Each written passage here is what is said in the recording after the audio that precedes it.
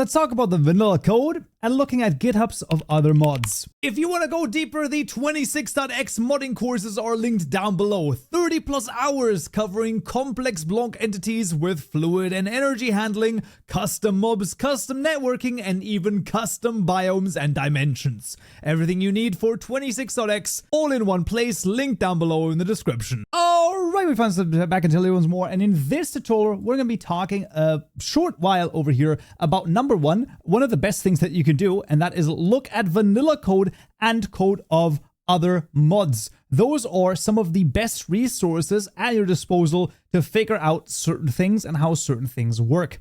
So for example, you have plenty of different ways inside of IntelliJ to, for example, press shift twice, and then let's say you really want to know how the I don't even know, what do we have? The trident works. Trident item over here, and we include non-project items, and then boom, here is the trident item.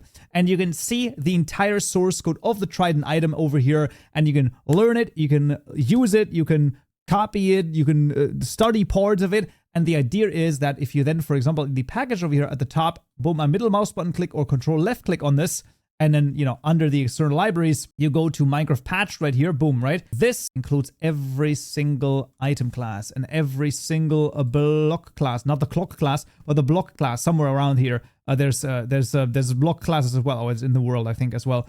So you can see all of this is available to you, right? Every single class, every single asset, right? JSON file, all of the block states JSON files. You can see all of the textures. You can see all of the model files, every single thing is available to you from vanilla, how it works. So anything that you want to do from vanilla, almost anything, you can at the very least take a tentative look at it at this point and just look into it, see, okay, does this work? Does this work?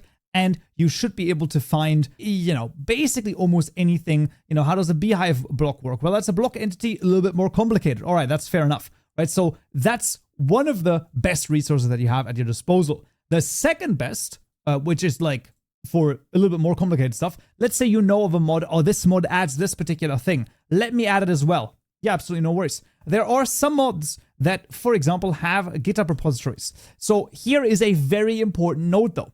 Let's take a look at occultism right here. This has been updated to 26.1 right here, and that has sources linked and is under the MIT license. Absolutely no worries. We go into here, we can see MIT license. Let's freaking go. We could go in here. We could use some of this code in our own mod as long as we give proper credit, as is, you know, with the MIT license, and we're good to go. Forbidden and Arcanus, for example, is under all rights reserved. So while it has a sources linked, right, you can see that down here, it says that the project itself is under all rights reserved, and the files included in the package here are licensed under, this is Creative Commons BT, this should be BY actually. So you have to give credit, it is a non-commercial and you can't change it, I think, no derivative. So basically that's what you would have to do over here.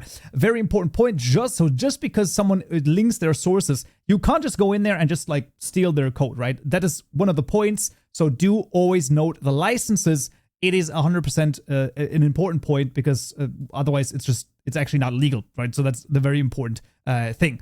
But you can take a look at some of those, right? So you can see this is public domain. What the heck, right? So this is public domain. So you could theoretically take this code and you could sell it even if you wanted to, because public domain is literally just like anyone can do whatever you want with it. But generally speaking, highly recommended to check out other mods. Now, not all mods are created equal, right? So some of them are going to be much more complicated than others. Some of them might not be the best way written, but that does not matter. What matters is that you can go in here and you can see, hey, how do they do their recipes, right? And then you go in and you see, oh, this is apparently a crushing recipe right here. Boom, boom, boom, right? You can see MIT license, easy going, and you can take a look at how this is set up. Let's go. And this is how you learn. And this is sort of the final cutoff point where I'm going to mention Java one more time.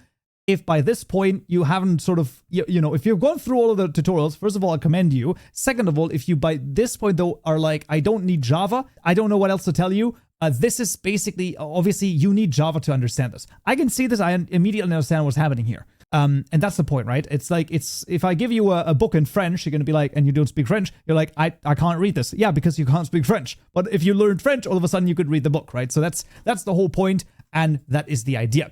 Those are just two really cool tips right here. Just wanted to give you both of those just for a, just a little bit of food for thought. But that's going to be it for this tutorial. Next time, we'll talk about custom tools.